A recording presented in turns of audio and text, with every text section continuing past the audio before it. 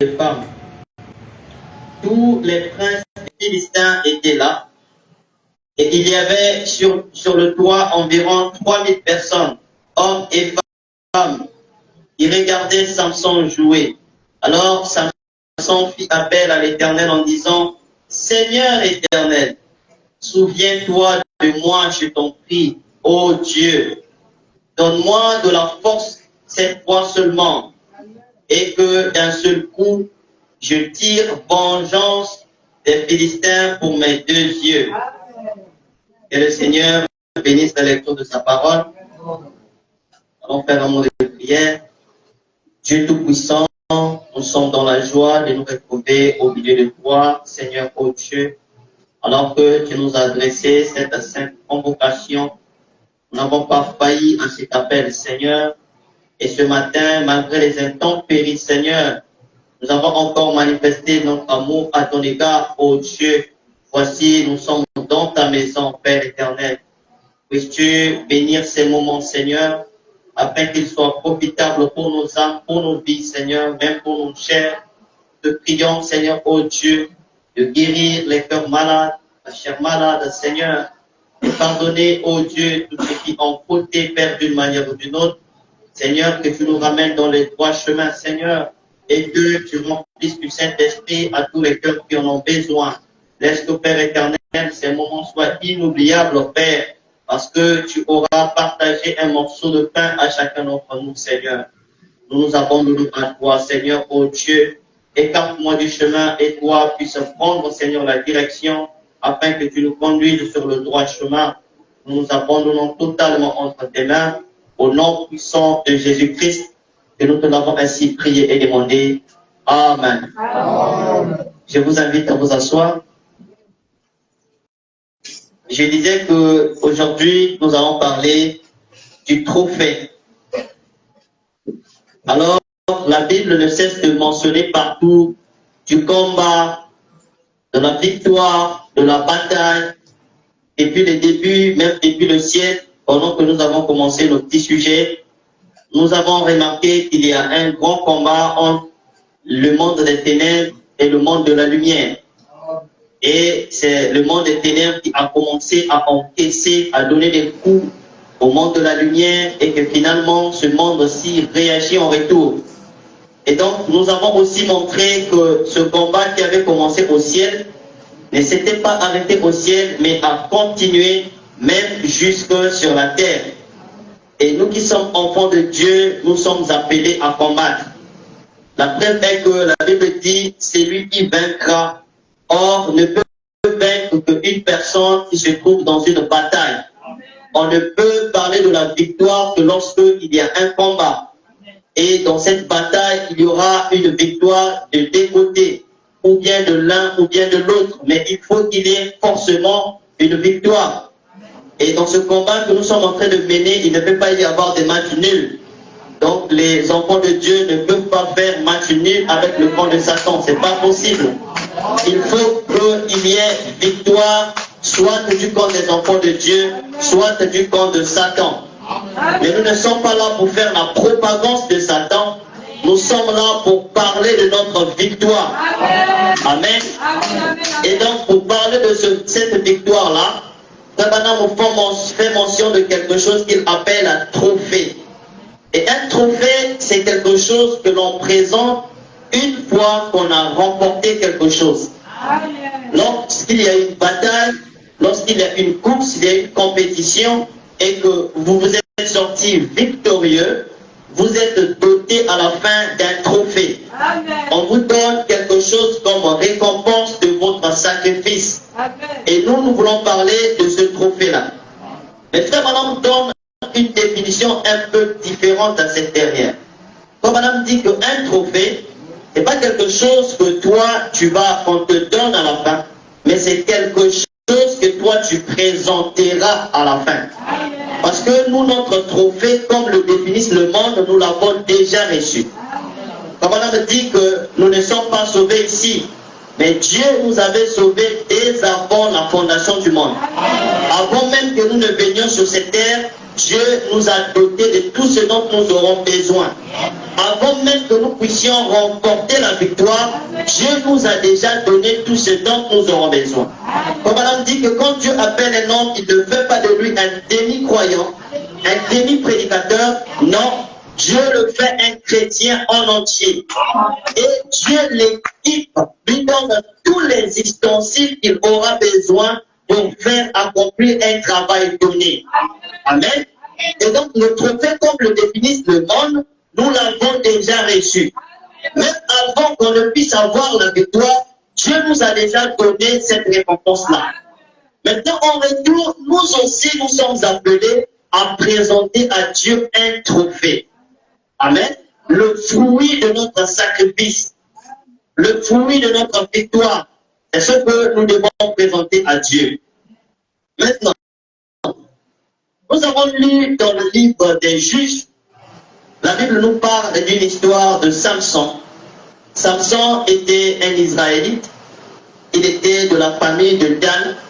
Nous avions montré autrefois que quand Dieu était en train de placer les enfants d'Israël, il les a placés dans les 4 coins de Canaan.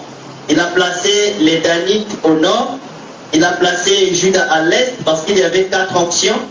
Nous avions montré qu'il y avait l'onction du lion, l'onction du bœuf, l'onction de l'homme et l'onction de l'aigle. Et l'aigle était au nord, le sud était occupé par l'homme, le lion était à l'est et à l'ouest était le bleu.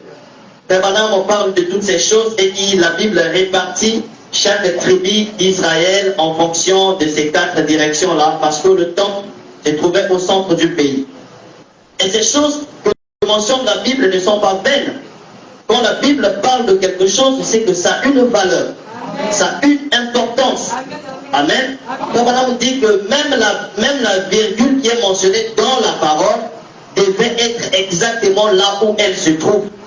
On ne doit pas la déplacer, on ne doit pas la reculer, elle doit rester là où elle est. Amen. Et donc, Dieu, à un moment des juges, il n'y avait plus de prophètes. Canaan va connaître une crise non prophétique. Il n'y a pas de prophètes dans Canaan. Dieu va travailler avec son peuple au moyen des princes et des juges. Et Dieu était en train d'appeler à tour de rôle un juge pour conduire son peuple, pour juger ce dernier quand il avait des problèmes. Et Israël a connu beaucoup de juges. Juste après Josué, et nous sommes rentrés dans cette période de juges où il n'y avait plus de prophètes, mais que des juges. Alors, c'est dans cet appel des juges que Dieu va finalement parler à la femme de Manoah. Manoah était de la famille de Dan. Dieu va lui dire que sa femme concevra un enfant et que cet enfant devra être consacré depuis le ventre de sa mère. Cet enfant était appelé Samson. Et cet ange leur donne des consignes aussi, disant que cet enfant ne devra pas voir un rasoir passer au-dessus de sa tête.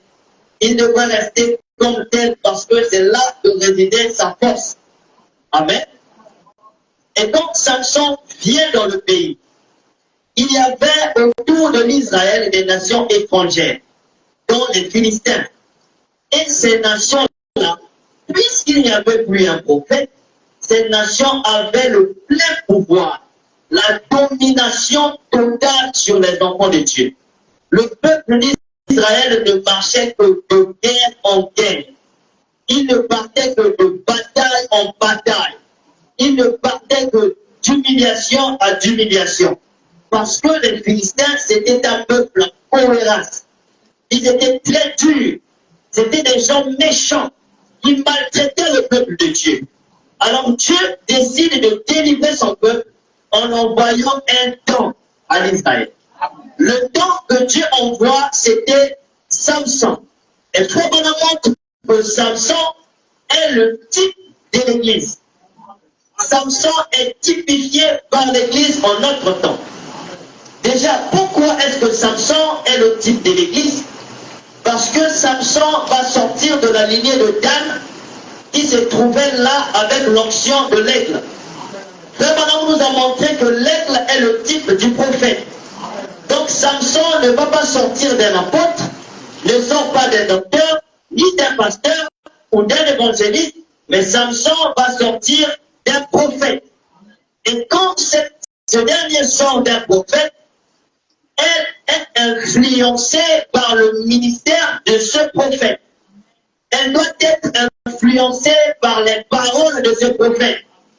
La victoire de Samson dépendait non seulement de ses cheveux, mais la victoire de Samson dépendait aussi de ses yeux. Amen. Nous avons lu dans Juge. Et dans Juge, au verset 28, au chapitre 16, la Bible dit, « Donne-moi de la force cette fois seulement, et que d'un seul coup, je tire vengeance des Philistins pour mes deux yeux. » Quand Samson a été attrapé par les Philistins, et que Samson va faire cette dernière prière, ce n'était pas pour demander à ce que Dieu puisse faire pousser encore ses cheveux. Mais Samson veut tirer vengeance de ses yeux qui ont été crevés.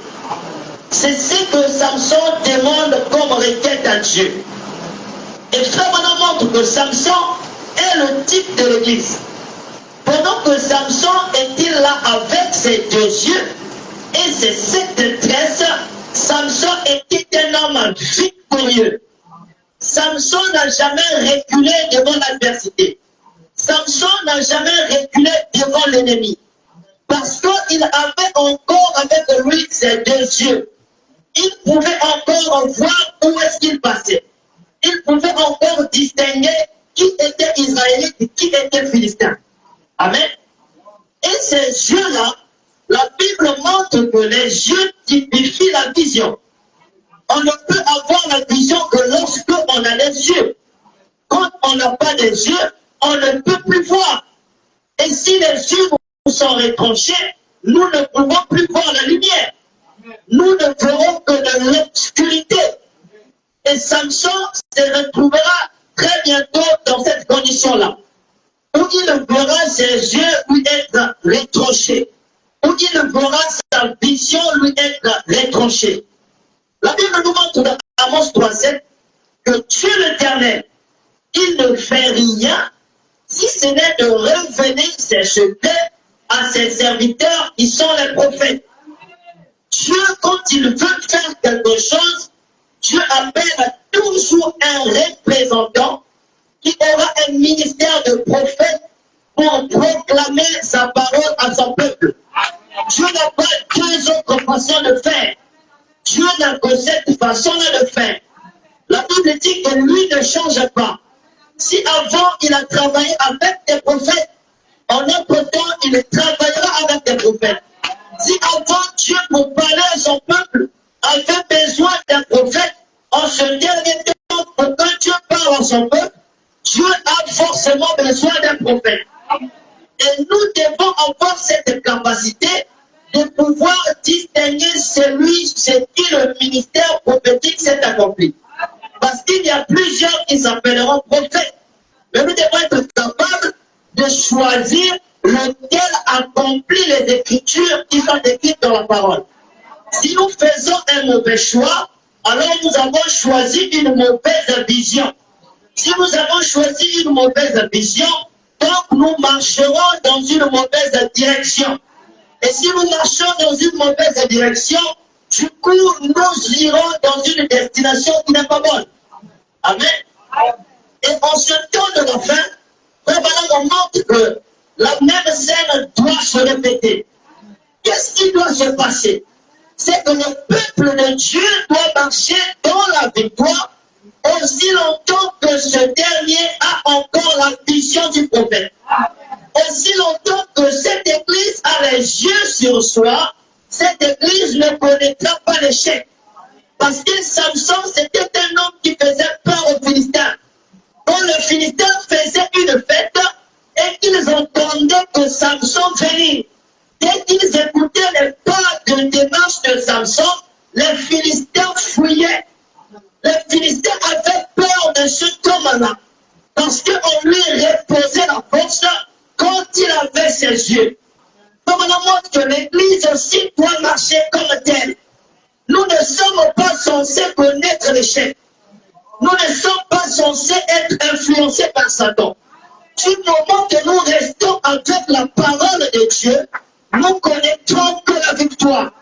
Et le peuple de Dieu au temps de William Marion Branham, c'était un peuple qui marchait avec la force du défi. Il n'avait pas peur des dénominations. Il n'avait pas peur de notre ministère. Parce qu'il savait que frère Branham était là. Il savait que le prophète était là. Amen. Et plus que le temps avance, le prophète va quitter le camp. Le prophète va quitter le champ de bataille. Dieu va rappeler son prophète auprès de lui. Le peuple reste sans Dieu. Amen. Mais la chose étrange ici, c'est que quand le prophète part, le peuple perd sa vision. Quand le peuple perd sa vision, il ne marche plus selon la vision de ce prophète. Elle devient aveugle. Et quand cette église devient aveugle, elle vit en dehors de la parole de Dieu. Elle vit en dehors du message du temps de la fin. Et c'est dans la situation dans laquelle nous nous trouvons. Quand le prophète quitte le champ de bataille, l'église se retrouve sans prophète et elle croit que la vision aussi était partie avec ce prophète. Et elle demeure aveugle. Exactement comme l'Apocalypse l'avait prédit. La Bible dit que tu es aveugle, tu es nu et tu ne le sais pas. Amen. Les églises de la Odyssée sont devenues aveugles. Amen. Et elles ne le savent pas. Amen. Elles ne savent pas qu'elles ont perdu la vision. Amen. Elles se sont éloignées de la ligne droite de la parole. Amen. Et elles continuent de marcher comme ça. Amen. Mais comme étant orgueilleux, la Bible dit qu'elle se lève, elle dit que je me suis enrichi, je n'ai besoin de rien. Amen. Mais au milieu de ce peuple de la Odyssée, Dieu va prendre là-dedans une épouse qui, elle, ne perdra pas de vision. Elle restera fidèle à la parole de son prophète. Elle restera fidèle au message de ce prophète-là. Amen. C'est ce que nous voulons voir ce matin. Parce que avant qu'on ne parle du trophée, il faut que nous soyons conscients que nous sommes dans une bataille. Et dans cette bataille, il y a une victoire à gagner. Et de cette victoire, nous devons être capables de présenter à Dieu les trophées que nous aurons gagnés. Amen. Je vais lire une citation du prophète.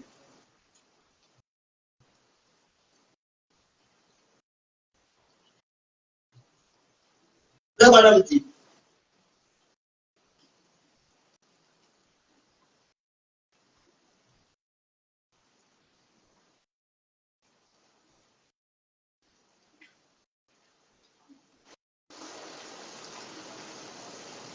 Là, madame dit. Et il dit donc pareil à l'aigle qui éveille sa poupée. Je n'oublierai jamais une année. Il n'avait pas neigé. On était en octobre, au début de la saison. Et s'il neige dans la montagne, peut-être en octobre, il y aura un très bon après-midi. Peut-être à une heure ou l'autre, il va neiger. Puis il va pleuvoir. Et ensuite, le soleil apparaîtra. Un changement continu de temps. Mais alors, quand la neige tombe, elle fait fuir les élans et les biches. Et ces gros animaux qui restent là-haut, loin du bruit de la civilisation. Cela les fait fuir dans la vallée. C'est là, généralement, qu'on attrape des trophées. Très bonnement, où est-ce que l'on obtient un trophée? Il est en train de montrer que quand la neige tombe, les animaux vont fuir des civilisations. La neige, c'est le temps de l'hiver. Il n'y a plus de vie. Les arbres ne poussent plus. Et en ce temps-là, les animaux fuient de la civilisation, ils vont se cacher dans les vallées. Le madame dit que c'est là, quand la mort frappe, quand l'hiver frappe, c'est là où on retrouve des trophées. C'est là où on peut trouver des bons animaux. C'est là où on peut trouver des personnes qui ont sur eux de la graisse. Qu'est-ce qu'ils ont fait? C'est quand ils vont s'éloigner de la civilisation. C'est quand ils vont s'éloigner de la vie commune de tout le monde.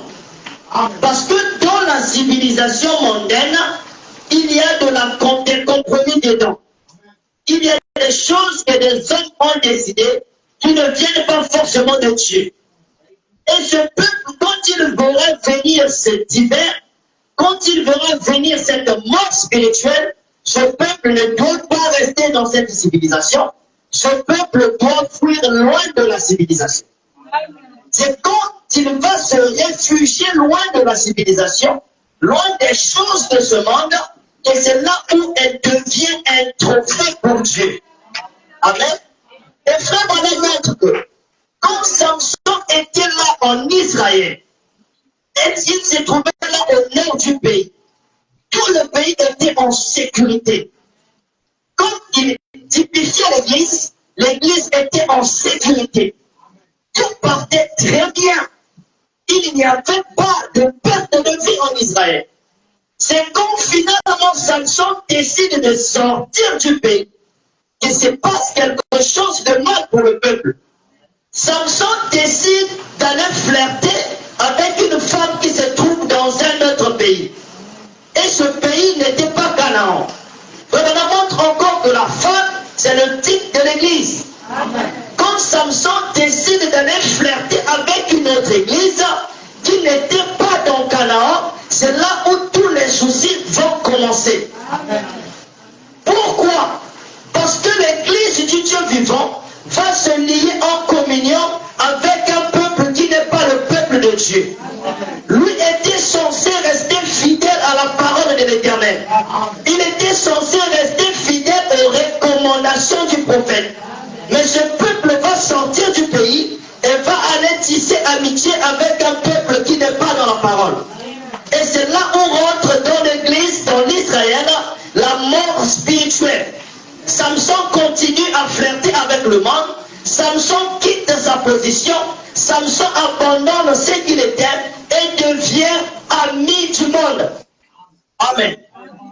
Et ces choses-là, ce sont ces choses qui étaient prophétiquement comme des images dans l'Ancien Testament. L'accomplissement de ces choses, c'est au temps de la fin.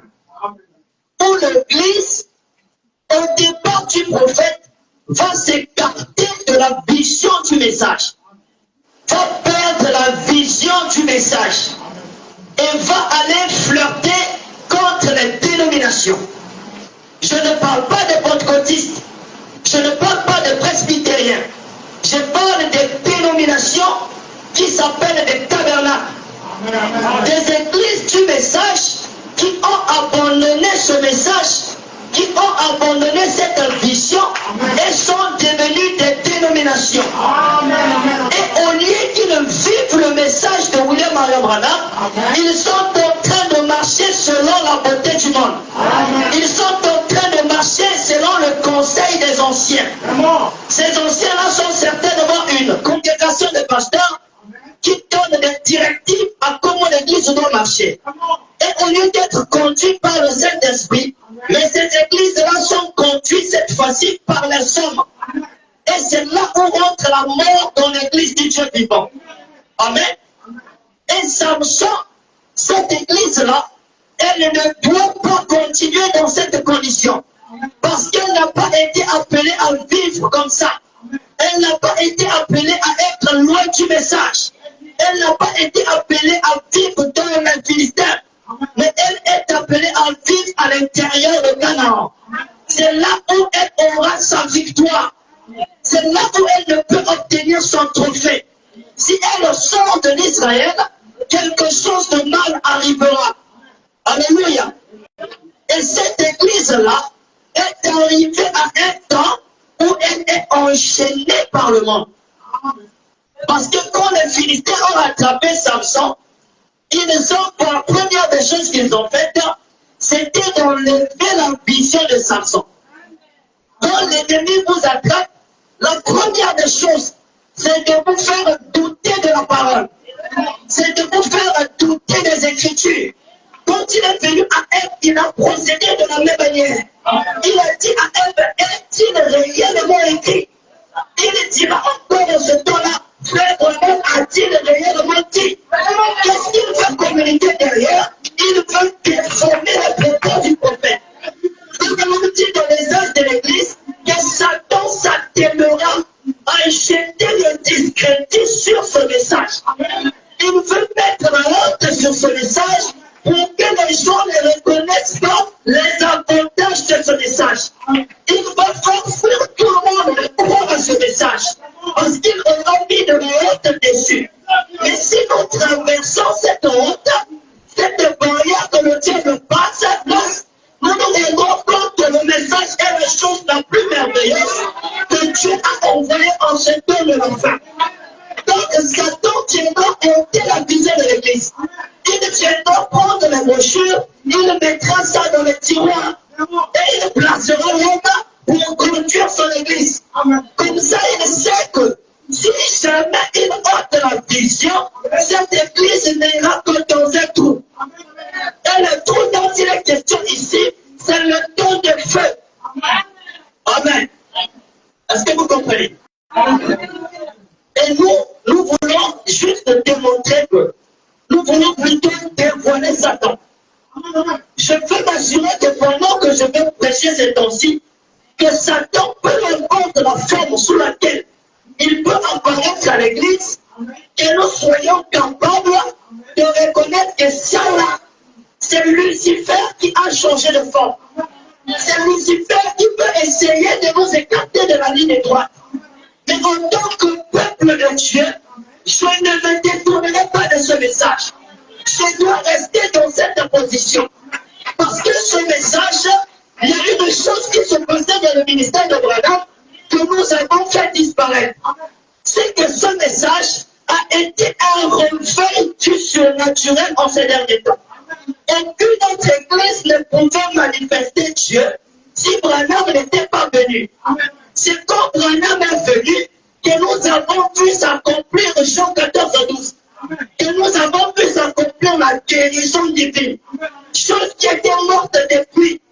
Le message était quelque chose qui faisait peur aux gens. Frère Branham pouvait se tenir derrière la chair et appeler tous les prédicateurs dénominationnels.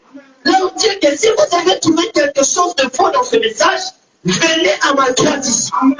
Personne ne pouvait oser se lever. Il y avait un silence total. Quand le prophète était là, tous les cafards se taisaient. Il y avait le silence ailleurs. Amen. La victoire était pour le peuple du message. Même les pentecôtistes, les presbytériens, ceux qui n'étaient pas du message, quand ils avaient besoin de la guérison, ils quittaient de là où ils sont pour aller vers où était le prophète. C'est ce message-là qui a changé de forme.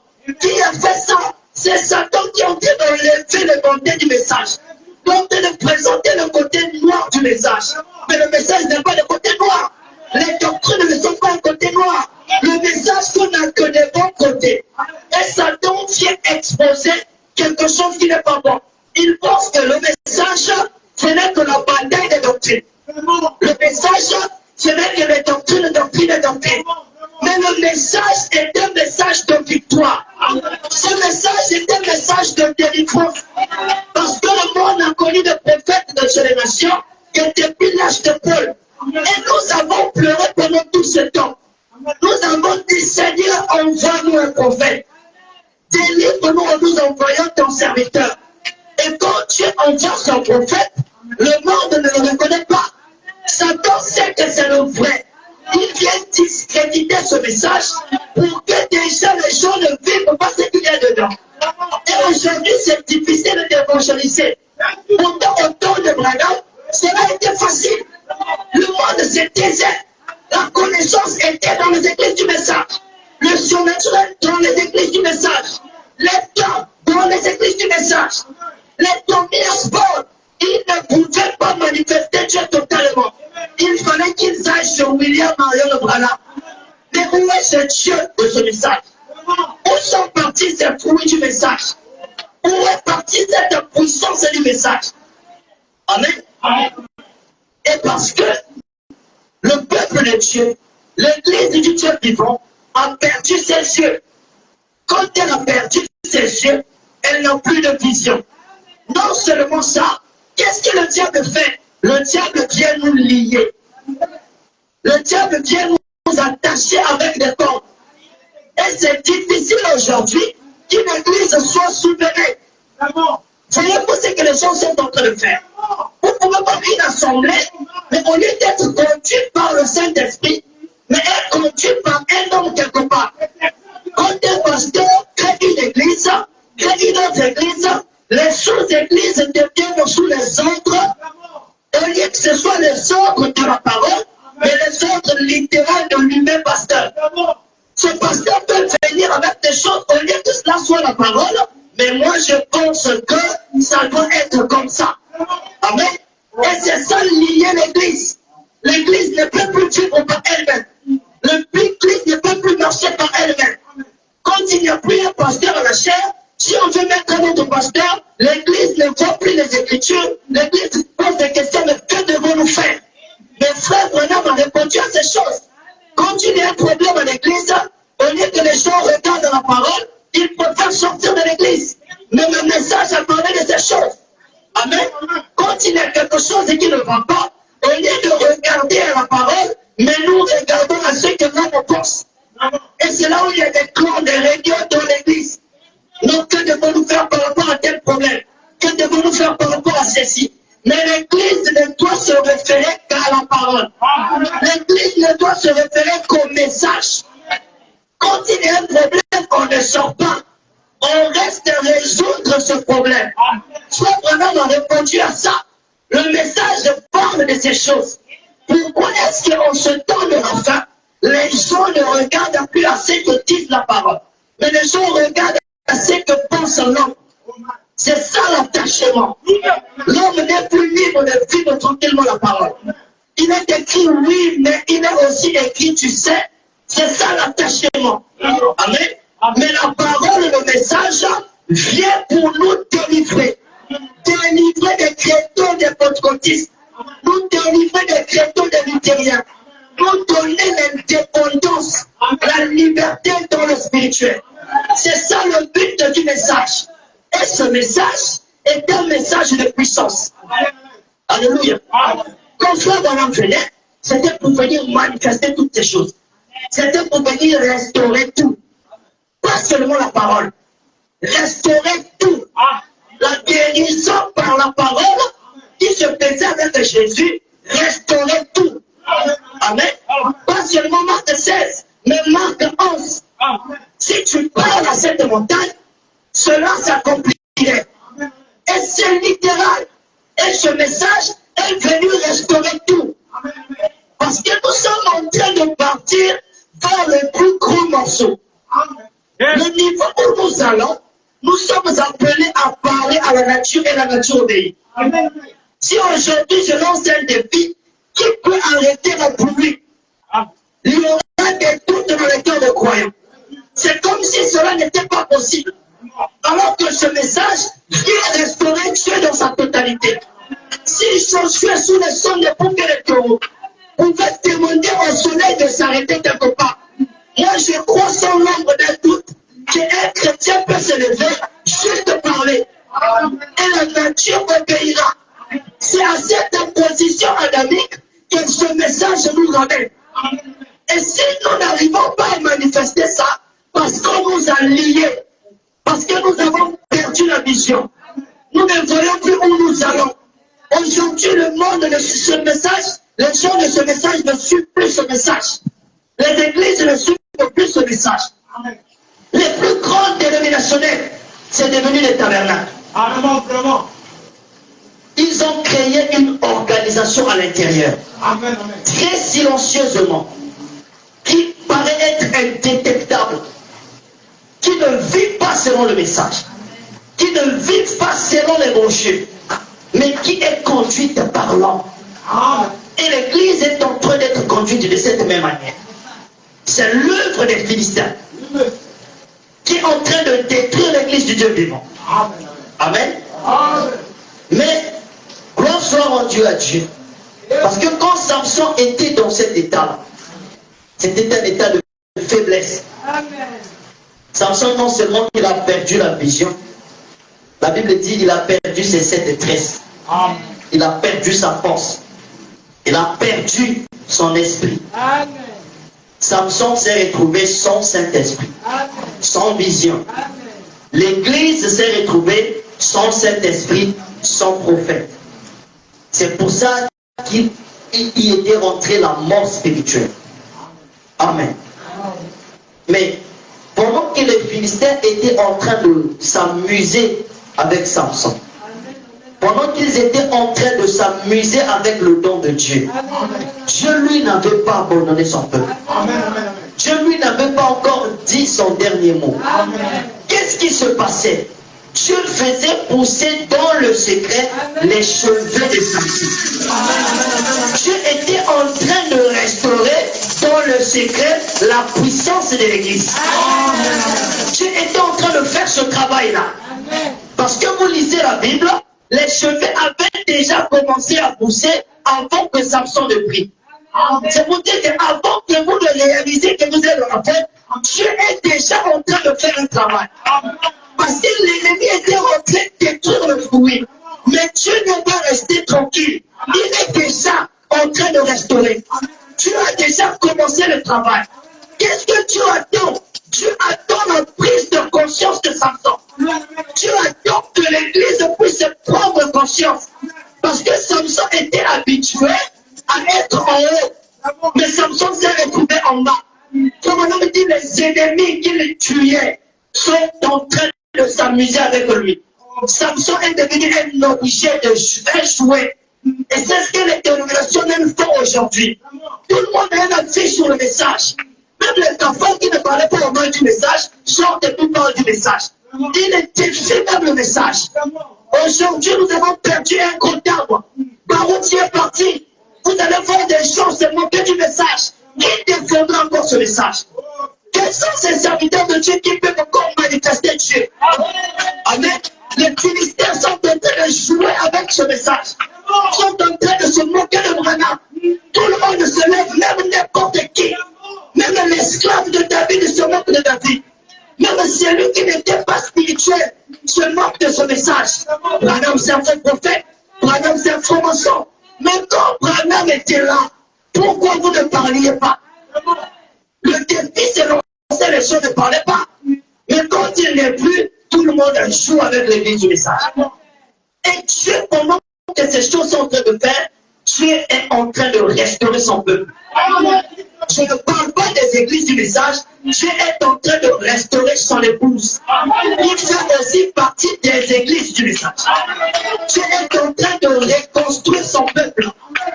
Mais certainement, ce peuple n'a pas encore pris conscience. Parce que quand ce peuple réalisera quel est l'héritier de ce message, quel est le réceptionniste de ce message, alors aucun autre homme ne peut se lever.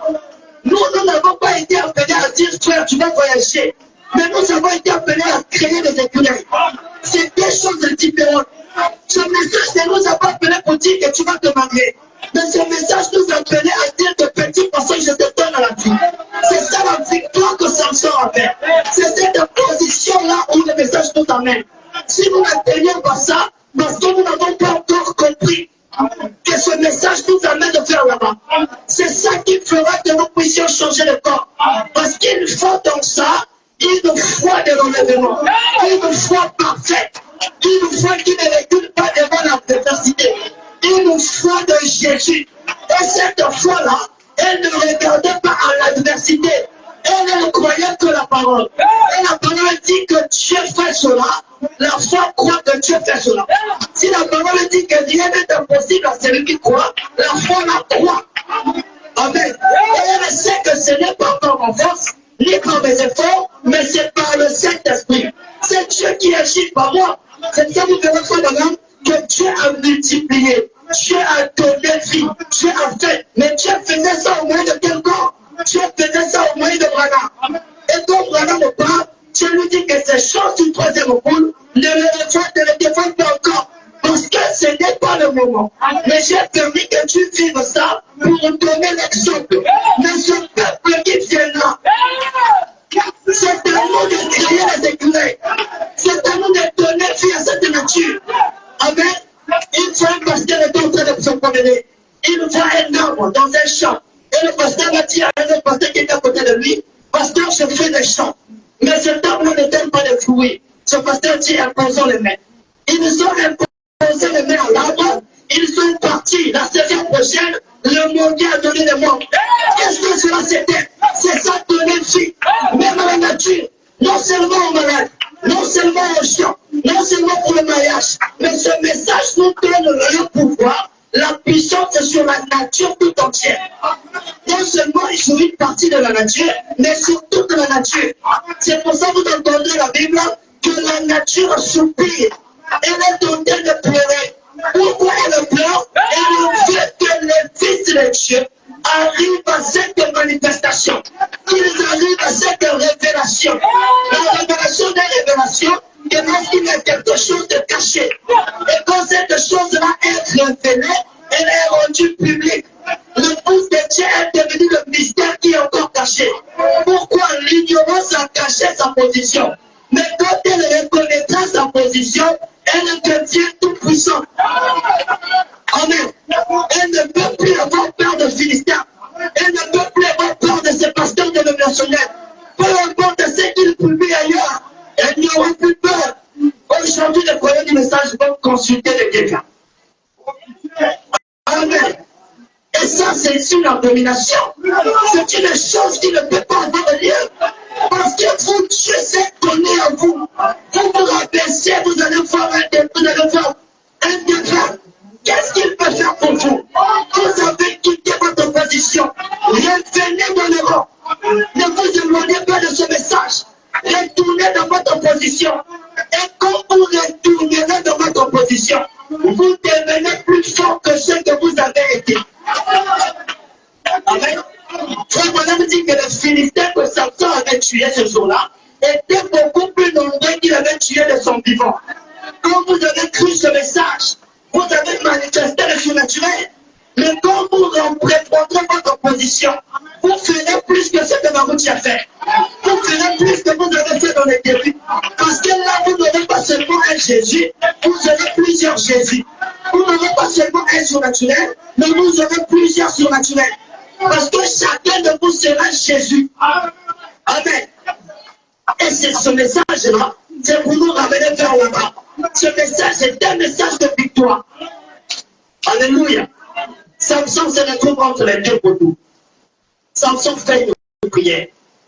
Quand Samson prie, il demande à Dieu de lui accorder la force. Pourquoi? Pour répondre à sa vision. Pour venger sa vision. Le Saint-Esprit vous a déjà été donné. Qu'est-ce qu'il manque? Le retour à la parole complète. Le retour à la parole parlée. Il faut que nous puissions retourner là-bas. Samson savait que mes cheveux poussent, mais je n'ai toujours pas de force. Mes cheveux ont commencé à pousser, mais les choses ne s'accomplissent toujours pas. Seigneur, donne-moi cette force afin que je puisse venger ma vision. Mes deux yeux qui ont été retirés, je veux venger cela. Tu redonne-nous la vision.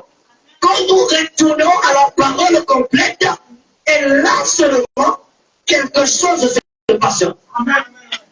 Alléluia. Comme on l'a dit, que ce message-là, il viendra un temps, des jeunes gens, ils viendront, ils prendront ce message et ils en donneront le sens. Comme on l'a dit encore, petits enfants, ne prenez pas le risque d'abandonner ce message. Excusez-moi de vous dire ça, que même le pasteur Célestin est ce petit enfant. Nous sommes les petits enfants de ce message. Et comme on avait prédit ça, il avait dit que des petits enfants viendront, des jeunes gens viendront, ils prendront ce message et ils en donneront le sens réel. Parce que l'ennemi avait rentré. Mais ces jeunes gens doivent venir. C'est eux qui doivent redonner le sens à ce message. Mais la chose curieuse est que Samson se trouve entre les deux poteaux. Samson se retrouve sans force. Les cheveux commençaient à pousser. Le Saint-Esprit était là. Mais il manquait quelque chose. Qui manquait? Un petit enfant. Alléluia. Un petit enfant manquait. Parce que Samson ne pouvait pas de lui-même se lever encore. Malgré le Saint-Esprit. C'est pour ça que vous verrez des gens avoir le Saint-Esprit. Mais où est la puissance du message? Quand tu commences même à douter que le Saint-Esprit n'est pas réel, laissez-moi vous dire que le Saint-Esprit reste réel. Mais quelque chose d'autre manque. Ce n'est pas seulement le Saint-Esprit. Ça s'est passé au temps des apôtres parce que les deux choses étaient là. Samson, ce n'était pas le cas parce qu'une chose était perdue. Et aujourd'hui, on n'arrive pas à distinguer ça. Ce ne sont pas les choses uniques, c'est séparé. Il y a la parole et il y a le Saint-Esprit. Rappelez-vous, Jésus disait qu'en ce temps de la fin, l'adoration, ce n'est plus à Jérusalem. L'adoration, ce n'est plus sur une montagne, mais vous adorerez Dieu en esprit et en vérité. La dynamique et la mécanique, les deux choses vont ensemble. Quand vous retirez l'un, Dieu n'existe plus. Quand vous retirez l'autre, la puissance de Dieu meurt. C'est quand vous unissez les dieux, Dieu se manifeste. Alléluia. Samson retrouvait le Saint-Esprit. Il retrouvait ses cheveux, mais quelque chose manquait. La vérité manquait. La vision manquait. La parole manquait. Et quand il y avait la parole, s'il n'y avait pas la parole, même si l'Esprit était là, l'Esprit devenait infime. C'est pour ça que vous trouverez aujourd'hui des églises avec le Saint-Esprit, mais ils sont infimes. Alléluia.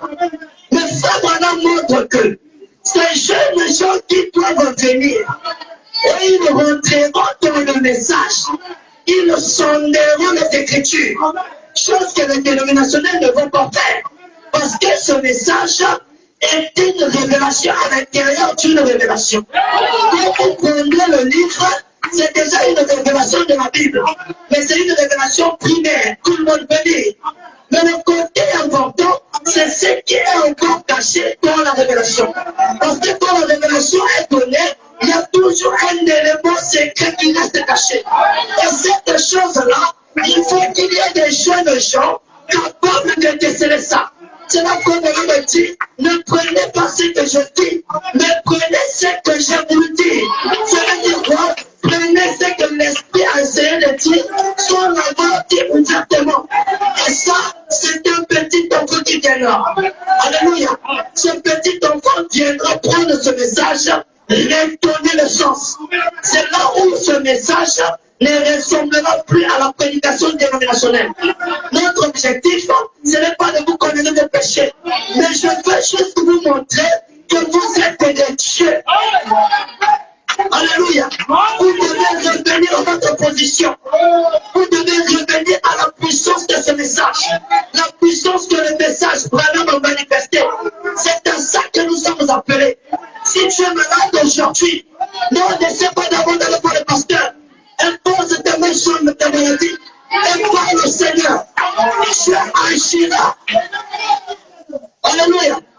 Dieu fera les mêmes choses. Pourquoi? Parce que le message se trouve en toi. Le Saint-Esprit, c'est ce message.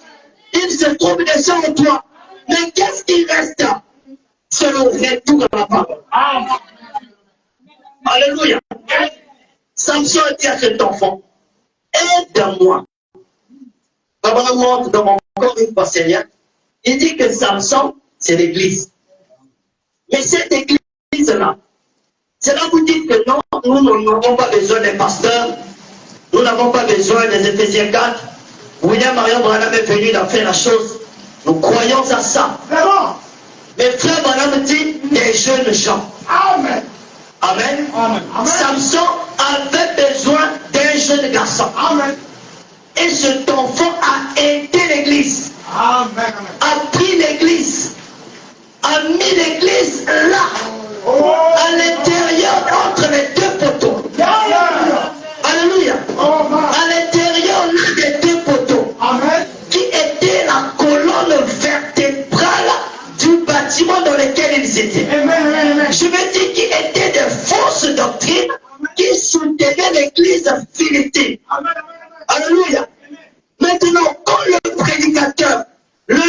enfants, comme moi je vous prendrai, je vous placerai entre ces fausses doctrines.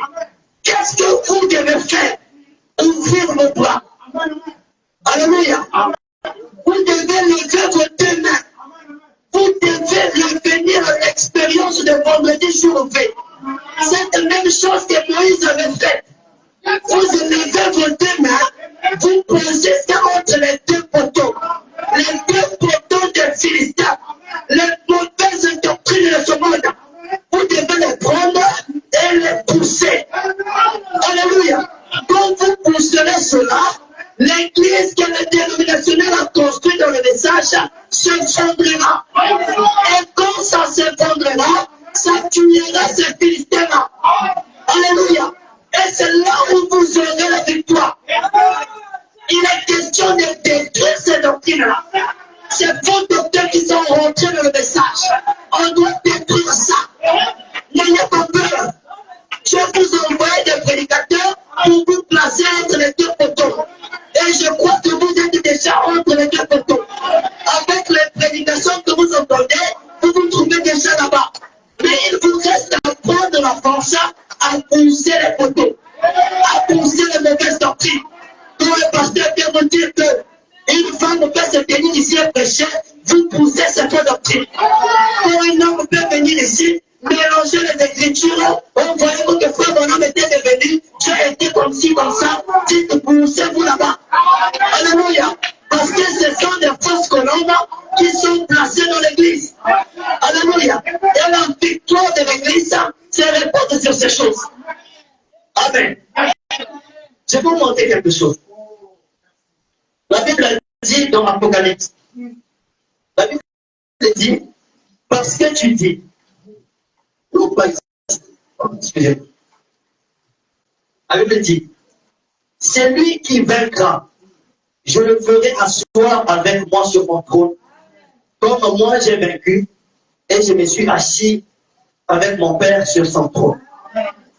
Maintenant, remarquez, nous sommes un peuple victorieux. Amen. Amen. Frère Branham montre que nous ne nous battons plus pour que nous puissions gagner à la fin.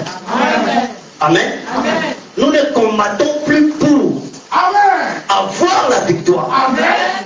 Mais nous combattons pour la victoire. Amen. Alors, la chose étrange ici, c'est que Dieu dit à celui qui vaincra, il prendra ce dernier, le fera asseoir sur son trône, comme lui a vaincu et s'est assis sur le trône de son Père. Frère, maintenant Dieu nous montrait que nous n'avons plus besoin de vaincre à la fin. Amen. Parce que nous avons déjà vaincu. Quand est-ce que nous avons déjà vaincu? Quand notre maître avait crié, tout est accompli. Notre maître avait vaincu le péché. Quand il a vaincu le péché, nous, notre souci, ce n'est plus d'avoir la victoire. Mais nous sommes déjà dans la victoire. Donc, si la récompense de la victoire, c'est de vous placer sur le trône du Seigneur. Et pour ceux qui ont déjà vaincu. Est-ce que vous comprenez? Si vous avez déjà vaincu, Dieu vous a déjà confié son trône. Frère Branham avait dit que Dieu a établi son trône dans le cœur de l'homme. Là où se trouve l'âme de l'homme, Dieu vient instaurer son trône là-bas. Parce que vous êtes un peuple vainqueur. C'est pour ça que le péché ne vous lira pas. Vous avez déjà vaincu. Vous avez déjà gagné le combat. La victoire est déjà votre. Alléluia. La maladie de ce monde ne peut plus me lier. Le péché de ce monde ne peut plus me lier.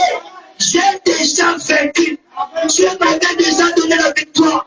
La victoire sur la maladie. La victoire sur le péché. La victoire sur le monde. La victoire sur les biens de ce monde. Dieu m'avait déjà donné ça. Alléluia. Et quand nous arrivons à cette position, vous voyez que les Écritures avec le message prennent une autre signification. Amen. Quand nous lisons le message, quand nous lisons la Bible, nous voyons les choses différentes. nous voyons les choses d'une autre manière.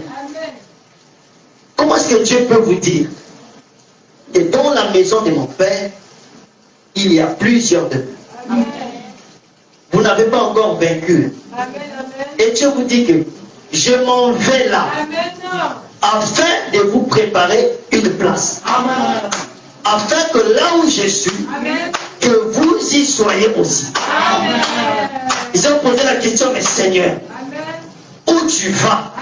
Jésus leur répond, vous savez où je vais et vous en connaissez le chemin. Amen. Comment est-ce que les disciples pouvaient savoir où Jésus partait? Alors que Jésus disait, moi je sais d'où je viens et d'où je vais. Comment est-ce que les disciples pouvaient savoir? Parce que Jésus-Christ leur avait déjà montré ces deux choses-là. Que je suis l'esprit et la vérité. Alléluia. C'est dans ces deux choses que l'adoration devrait se faire. Le chemin et la vérité. La parole et la puissance. C'est quand vous adorez là, vous vous retrouverez au ciel. La demeure qu'il est allé préparer, il est allé arranger les conditions dans lesquelles la demeure où nous serons quand nous irons là-bas. Notre corps céleste, il est allé bien confectionné pour que nous puissions nous rendre là-bas. Maintenant, quand il a confectionné cela, ce corps est devenu valable. C'est-à-dire, ça peut se trouver proche de toi. Donc, le ciel, ta demeure céleste, se trouve juste à côté de toi. Alléluia. Est-ce que vous comprenez? Parce que vous ne voulez plus avoir la victoire. Vous êtes déjà dans la victoire. Vous avez déjà gagné. La demeure est préparée. Ce message juste à côté de toi. C'est là où Dieu pouvait dire à Paul, que tu as eu peur qu'on te coupe la tête, comme on a dit, dans les 5 prochaines minutes. Si tu meurs aujourd'hui, ça va prendre que quelques instants. Un petit son de balle, tu rentres dans l'autre corps. Pourquoi? Ça se trouve juste à côté.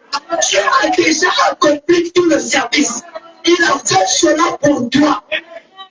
Amen. C'est ça ce message. Le privilège de ce message, c'est de nous montrer ce que Dieu a fait pour nous. Ça, c'est loin, loin, loin de la guérison du corps. C'est au-dessus du mariage. C'est au-dessus du voyage. C'est même au-dessus de la vie de la sanctification. Ça, c'est la spiritualité. Un homme de Dieu dénominationnel disait que l'homme le plus spirituel, ce sont les catholiques. C'est faux. C'est faux. Les hommes les plus spirituels, ce sont des croyants du temps de l'enfer. Je crois cela parce que Branham l'a été. Amen. Quand il défiait le monde, personne ne parlait encore. Alléluia. Et Dieu positionne ce corps juste à côté de toi. Il y a un témoignage d'une femme dans les années 90. Cette dame était mourante sur son lit d'hôpital.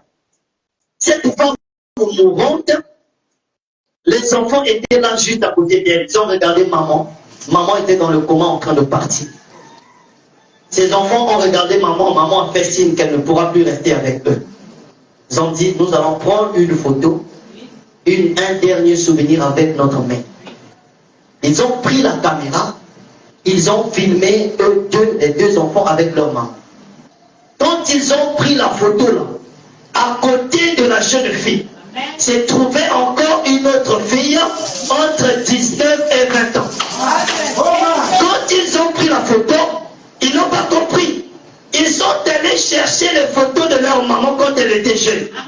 Quand ils ont comparé cela, c'était exactement la même chose. Alléluia. Ça se trouve juste à côté. Et ce message nous donne la possibilité de rentrer là-bas.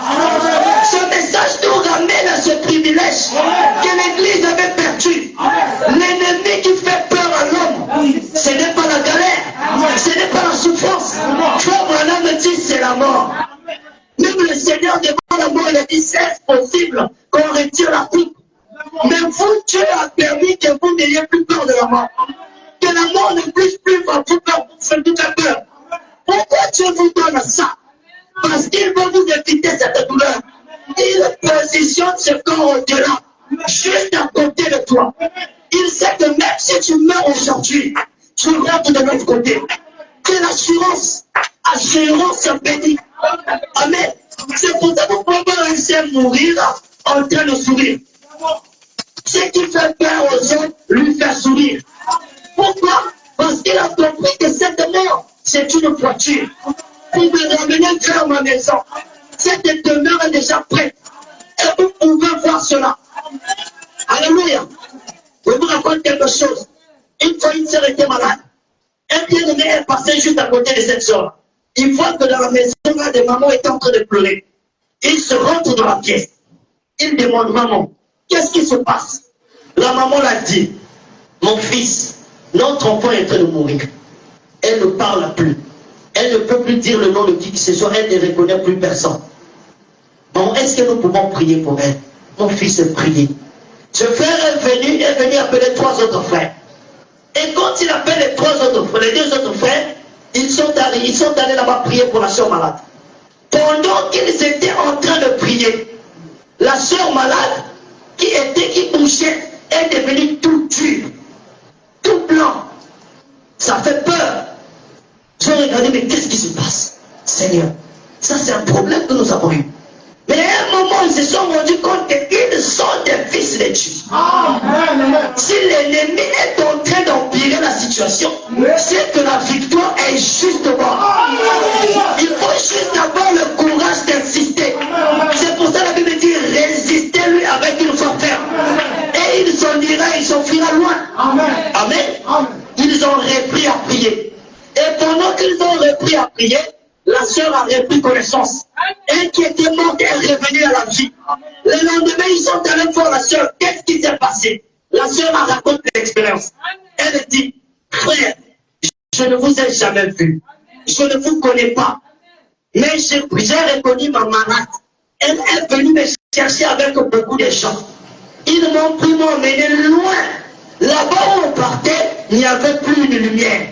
La lumière était restée loin là-bas à la porte comme un petit point.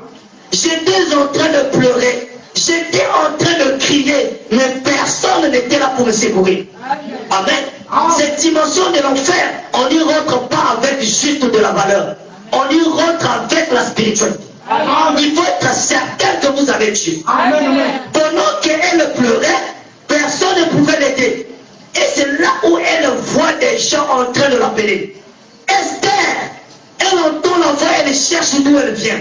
Cette voix provenait de tout petit point de la lumière. Et pendant que les gens la appelaient, les gens là étaient en train de s'avancer vers elle. Et elle voit 3 jeunes garçons habillés en tout blanc. 3 jeunes garçons en train de l'appeler. Esther, reviens à la vie. Esther, reviens à la vie. Et quand elle a ouvert les yeux, elle a vu 3 jeunes garçons. 3 frères du message juste devant elle. La question que je vous pose, qui étaient ces personnes-là qui se trouvaient de l'autre côté? Amen. Ce message, quand il parle du message, de toutes ces choses mystères, que vous entendrez nulle part, ces choses-là sont vraies. Et si vous pensez que c'est un témoignage mort, je faisais partie de ces 3 frères. Votre frère Jules, qui était l'autre corps, qui était dans l'autre monde. Amen. Et ça, ce n'est pas seulement avec moi. C'est une chose qui peut arriver avec vous. C'est ce que Dieu a fait. C'est la grâce que le message la donne.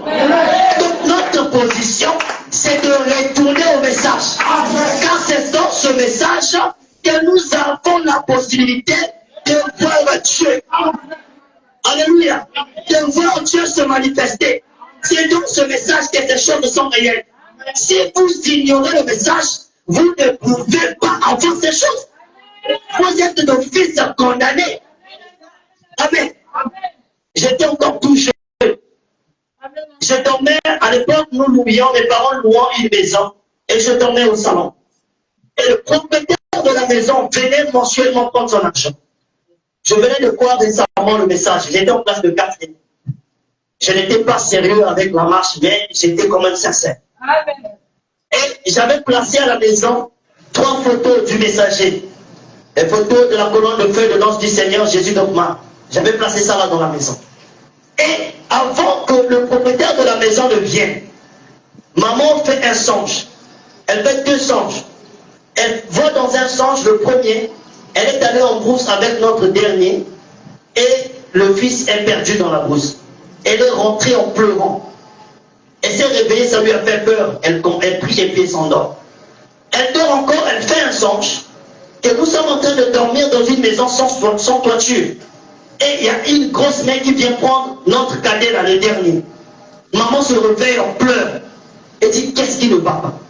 Le lendemain, le propriétaire de la maison vient prendre son argent. Nous lui avons donné son argent. Et quand il devait être hébergé chez nous, il dormait avec moi. J'ai regardé encore des dessins animés. J'étais en train de regarder les dessins animés. J'ai fait le lit. Et il est allé dormir. Pendant qu'il dormait, je voyais qu'il était en train de gesticuler. Il roulait partout. Il était en train de partir partout dans le lit. Ça ne me disait rien. À un moment, il est sorti, il est allé dormir dans une voiture dehors. Papa avait une vieille voiture.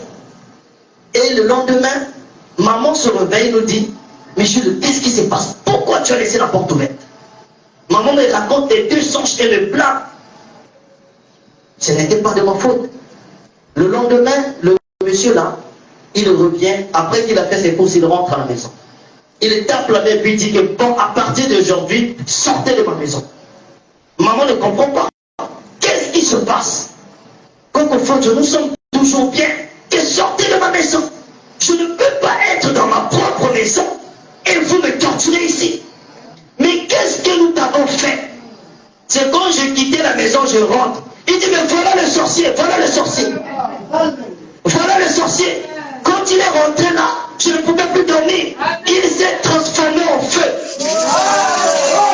Alléluia. Je n'étais pas encore croyant véritablement. Mais juste après avoir répondu le message, il dit que moi et la photo de la colonne de feu, nous nous sommes réunis pour pouvoir le chasser. C'est pour ça qu'il est allé dormir dans la voiture. Ça, c'est pour un croyant faible dans le message. Un croyant lié à la destin animé. À combien plus fort de celui qui a reçu le Saint-Esprit? Amen. À combien plus fort de celui qui a reçu le Saint-Esprit? Vous devez reprendre votre gloire qui est allée dans le ténor. C'est eux qui sont en train de parler.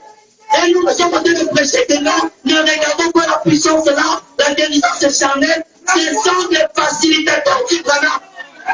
Dieu disait à Ghana, si tu amènes les gens à te croire, si tu es sincère, rien ne te résisterait, même pas le cancer. Pourquoi pour nous la guérison c'est devenu quelque chose d'insignifiant?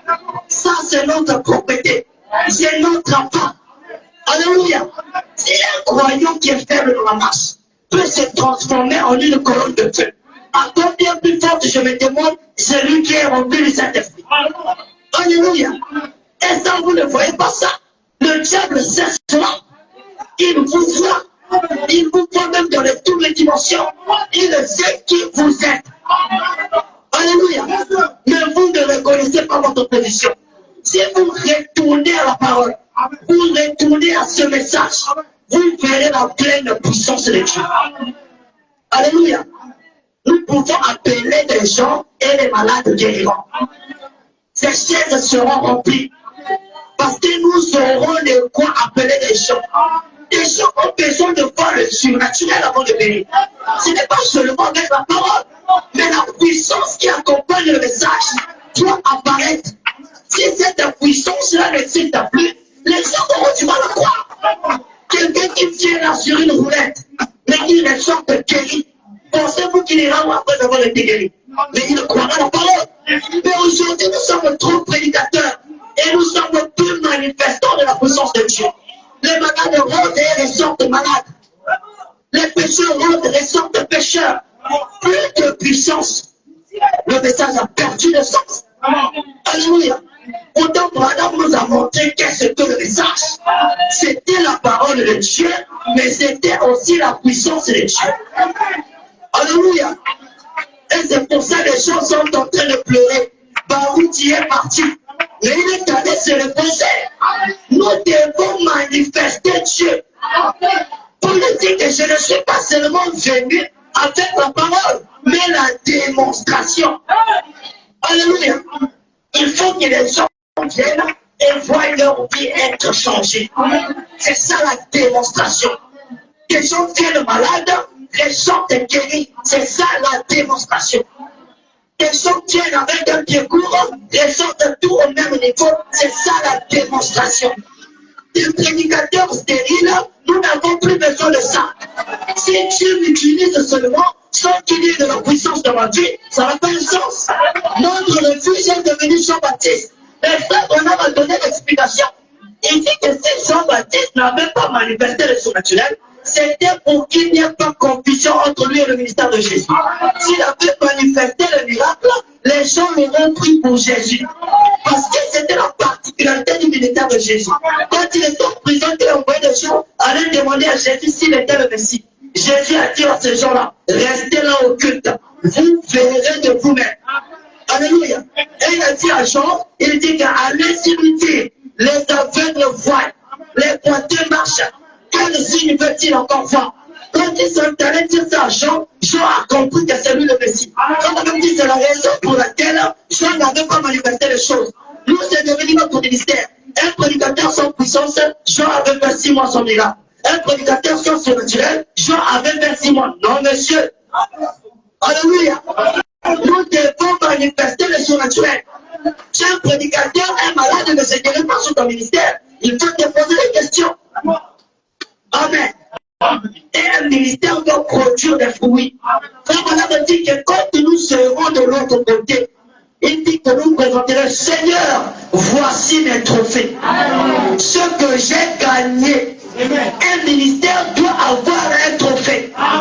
Le ministère de Branham a eu un trophée.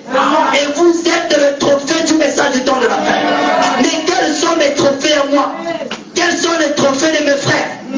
Tous nous sommes appelés à présenter les trophées au Seigneur. Si nous n'avons pas cela, nous avons failli. Alléluia. C'est ça le ministère. Ça doit produire quelque chose. Et encore une incompréhension.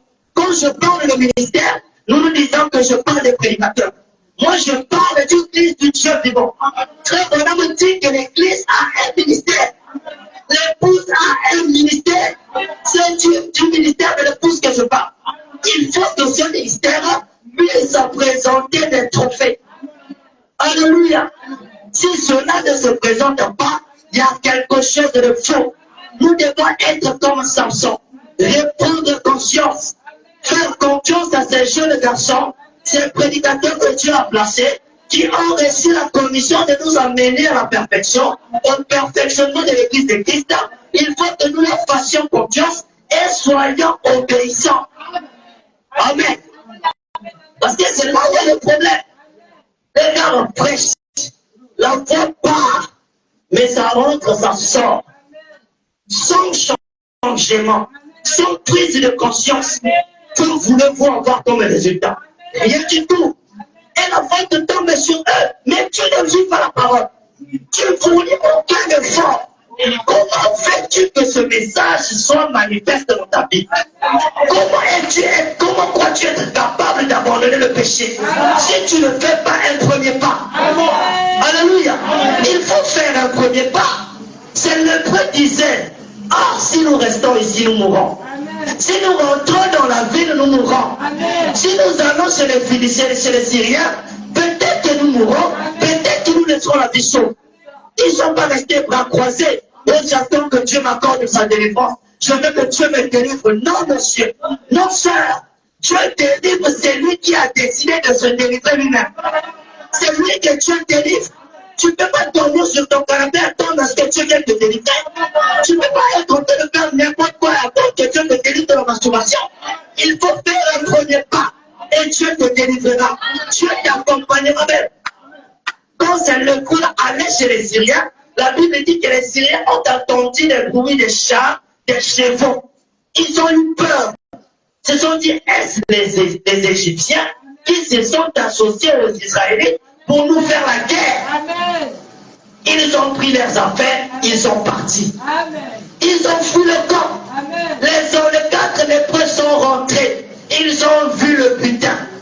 Ils ont pris ce butin, ils ont ramené cela dans la ville. Amen. Le salut, l'évolution du pays était détenue par ces 4 lépreux. Amen. Toi qui te disais que je ne suis pas chrétien, tu es l'espoir de Marc 16. Amen. Le diable te garde connaîtra de l'évolution par toi. Quand tu seras totalement consacré, l'église ira quelque part. Alléluia. Le diable te garde là dans la bassesse et tu ne le sais pas. Tu t'ignores. Ah Seigneur, est-ce que je suis fils de Dieu même? Est-ce que je suis même ton enfant? Mais tu es l'enfant de Dieu. Tu es même l'espoir sur qui Dieu a posé ses plans. Le diable te garde là dans le bassesse et tu ne vois pas. Amen. Et nous devons répondre à notre condition. Je vais terminer par là. Cette aveugle de Sarepta, elle était dans des situations de difficulté. Amen. Mais comme Dieu a une loi, on ne se présente pas devant Dieu les mains vides. On ne peut plus aller avec des liens. Nous devons avoir un trophée. Nous devons avoir quelque chose. Seigneur, voici ce que moi je te donne. Mais toi, donne-moi en retour. Amen. Cette veuve avait 2 morceaux de bois. Faut madame dire que ça typifie le service à la croix. Quand elle croisait cela, cela typifiait la croix. Mais la croix, quelque chose devait être associé. Elle avait chez elle un peu de pain, un peu de farine, un peu d'huile. Elle devait mélanger cela pour faire un gâteau. Comme ça, elle et son enfant allaient manger et mourir. Est-ce que vous comprenez? Les deux qui allaient manger la parole et mourir. Quelle était cette parole? Une parole qui n'a plus de vie. Amen. Comme nous avons transformé le message de ce temps de la fin, cela est prêché dans les églises, mais les églises ne changent pas. C'est une parole sans vie. Qu'est-ce qui n'était pas? Élie n'était pas. Le prophète n'était pas.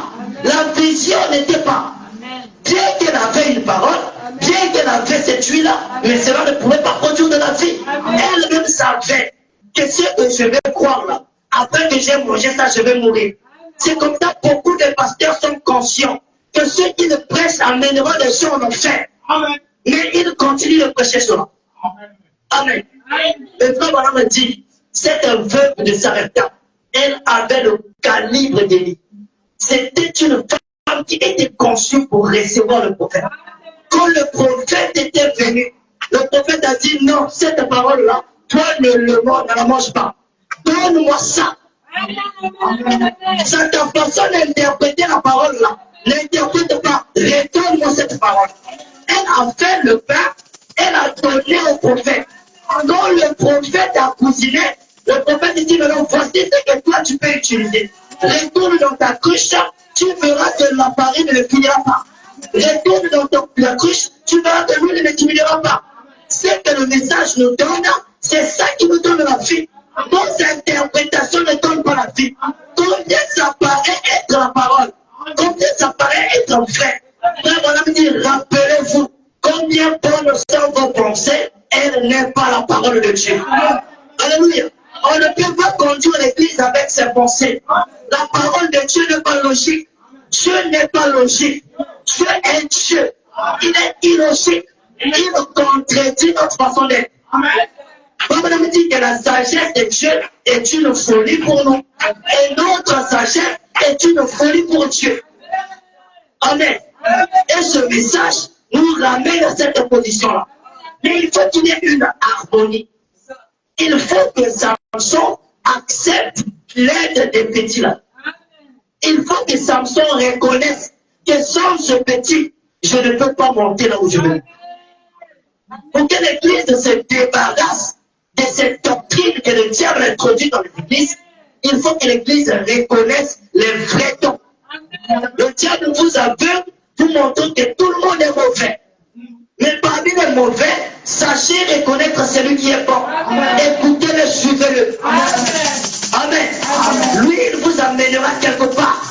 Bon Dieu vous fait grâce de placer devant vous des hommes qui sont sincères, qui craignent Dieu. Vous êtes un peuple gracieux. Parce que Dieu vous aime.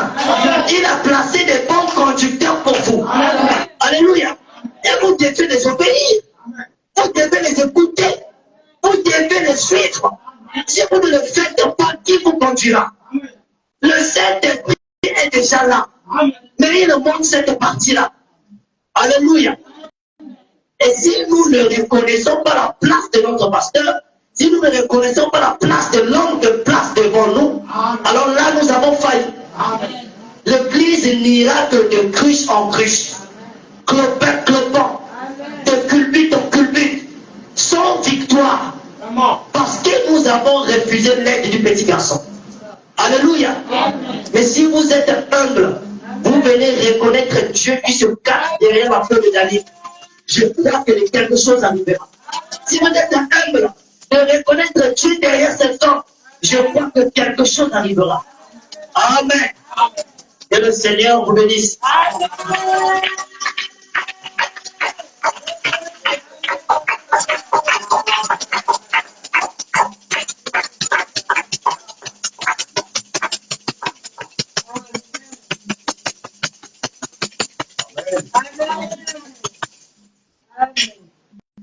Amen.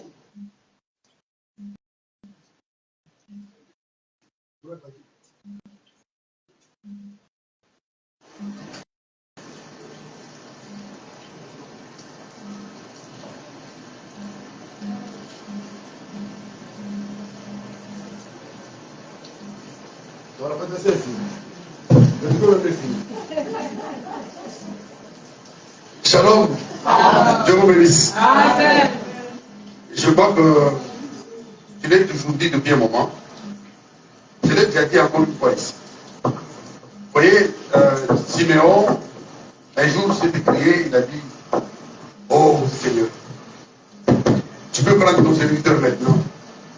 Parce que les yeux ont vu le salut. Amen. Vous m'avez toujours dit que je suis engagé avec toutes mes forces à soutenir cette nouvelle génération qui est déconnectée de ces églises, des tabernacles faits de méthodes. Esdras, je te bénisse. Voilà le ministère que nous cherchons. Voilà les secrets de Dieu dont nous avons besoin pour remonter la part. Il faut reconnaître la vérité. Vous devenez ces pasteurs, vous, pour avoir rapporté un si grand message. Parce que c'est un message adressé vraiment aux conducteurs. Mais vous déjà, vous prenez la plus grande partie. Que la sagesse vous accompagne. Sincèrement. Vraiment, j'ai été touché. Parce que je dirais que toutes mes prédications sont finies. Peut-être que j'ai employé de petits sujets pour essayer d'arriver, mais il a aligné ces choses. C'est la soif que nous avons. Dans vos cœurs, vous devez avoir la soif que nous avons. L'objectif d'un croyant, c'est d'atteindre la perfection du sommet. Si votre pasteur, si vous avez un pasteur qui ne vit pas, il ne peut pas vivre mieux que sa vie. Nous ne sommes pas ici au hasard. Il y a des grands pasteurs que nous avons laissés. Nous sommes attachés à un faible ministère. Mais quand nous regardons, la vision est claire. S'il a plus de bonne vision, ce n'est pas le nombre. Non. Il devait être sûr quelle est la source. Nous remercions le Seigneur pour notre pasteur. Il a rendu cette église une église primitive. Piécée, ordonnée, où chacun prend sa part. Il y a trop de choses. Je ne sais pas si dans une autre église le message conduit, on va donner un message plus clair, comme le son que nous venons d'entendre. Je dis la vérité, nous sommes privilégiés. Le Seigneur nous aide. Peut-être le prochain petit cantique pour aller en prière.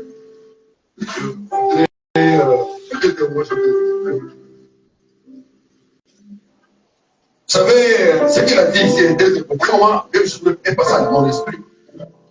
Nous sommes tellement distraits. Écoutez le sujet, hein, le trophée. Et le trophée, pas seulement elle te présente. Pourquoi? Parce que tout, tu as déjà tout préparé dans ta vie pour que tu puisses réunir les éléments à présenter devant son trône. C'est déjà fait. Amen, amen. J'ai l'image, il y a des amis qui ont voyagé en Turquie, j'ai l'image de ces deux poteaux. Ce n'est pas une histoire vraie. J'ai l'image du temple où c'était déroulé la fête quand Salomon et Samson avaient poussé les deux. J'ai cette image. C'est des gros poteaux qui sont coupés. Il y a des débris sur la route. Ce n'est pas une seule histoire. C'est la vérité. Oh Seigneur. Nous devons être joyeux. Nous devons être joyeux, nous devons être contents. Alors, je vais demander, je vais chanter un cantique qui va nous amener en prière. Oh, tout joyeux, bénissons. Tout joyeux, bénissons. Bénissons.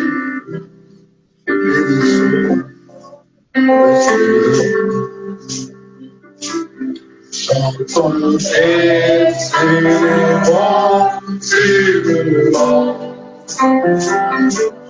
adorons ta Dieu.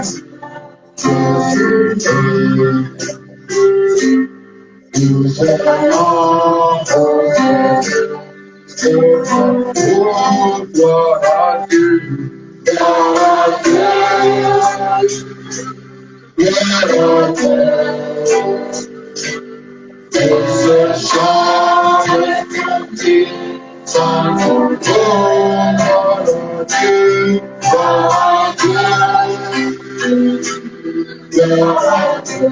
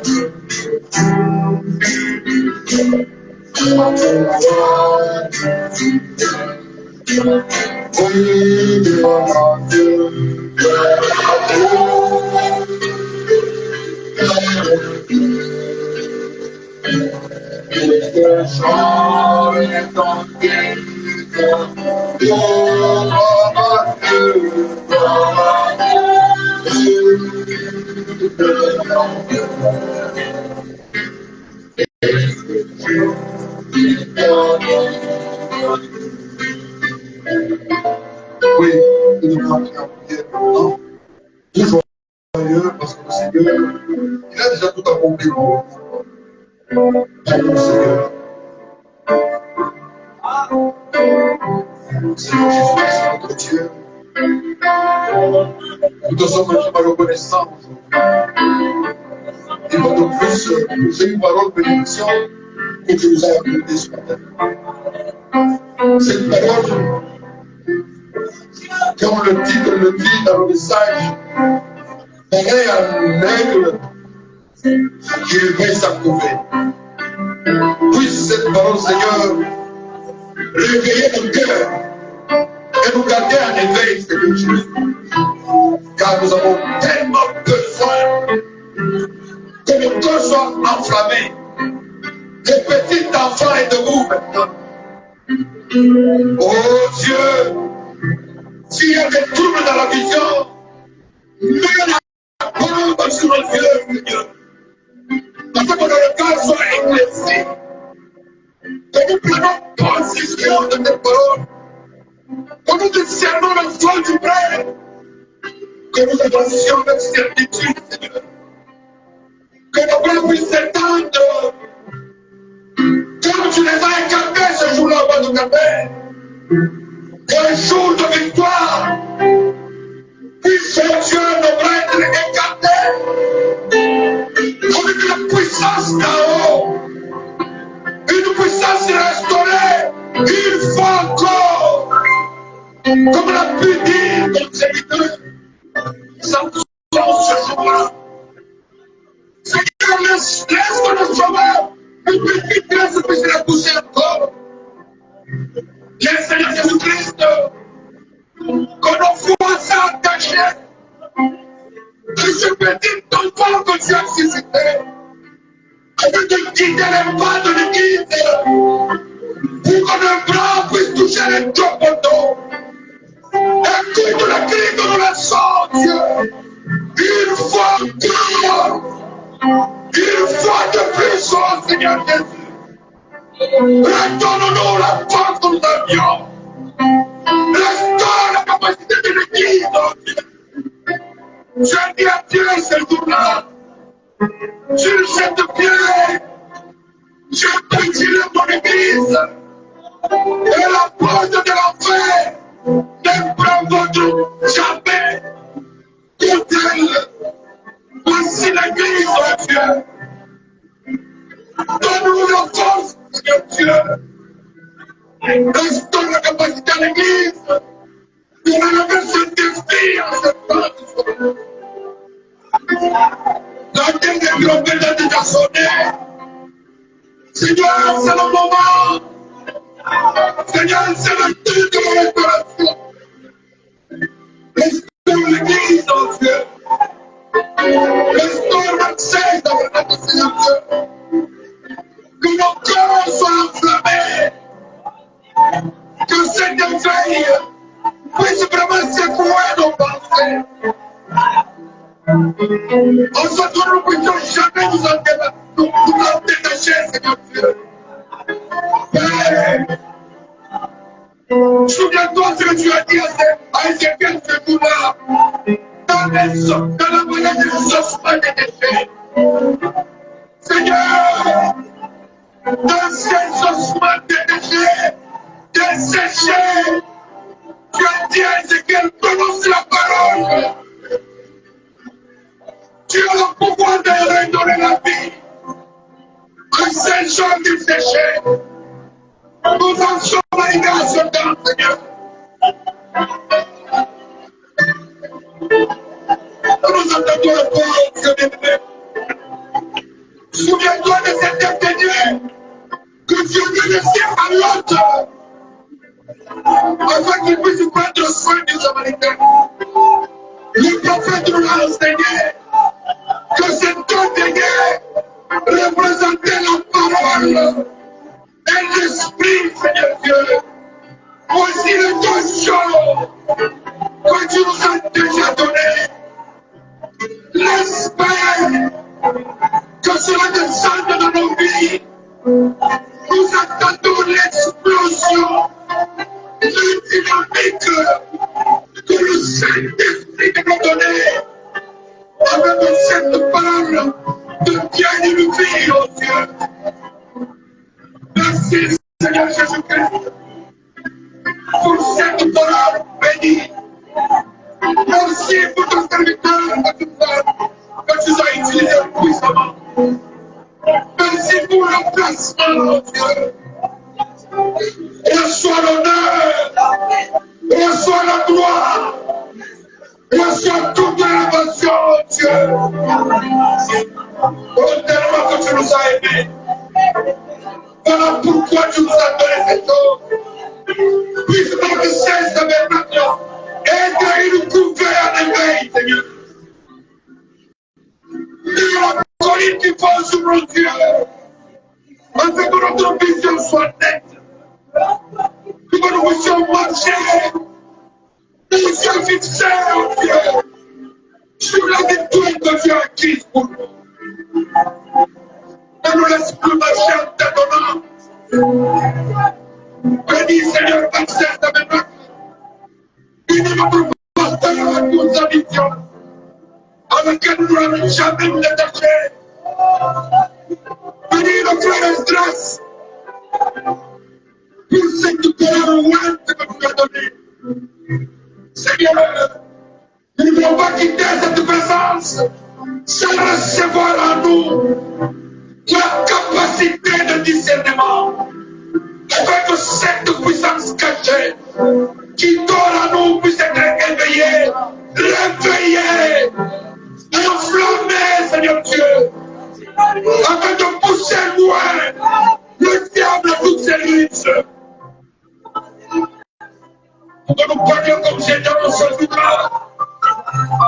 Si Dieu a restauré l'Église, où se trouve le don, où se trouve le miracle, où se trouve Dieu Tout-Puissant, les prodiges de nous suivre. Toute la scène, Seigneur, nous disposons nos cœurs ce matin, afin de recevoir le son de cet esprit, pour que nos cœurs soient enflammés et de produire les œuvres que tu avais promis. Tu as dit, Seigneur Jésus-Christ, les œuvres que j'ai faites, vous les faire aussi. Maintenant, Seigneur, nous abandonnons nos cœurs à tes mains. Nous le déposons à tes pieds. Nous déposons nos âmes ici. Afin que toi, tu puisses en prendre soin. Soigne nos cœurs brisés. Soigne nos âmes, Père. Nettoie-les de toute santé et toute vie. Afin que nous soyons capables de défendre ce message. D'élever l'étendard de ce message dans ce monde. Dieu merci. Merci pour cela. Nous te disons merci, Seigneur, infiniment. De ton puissant et glorieux, de notre Seigneur Jésus-Christ. Nous t'avons ainsi prié. Amen.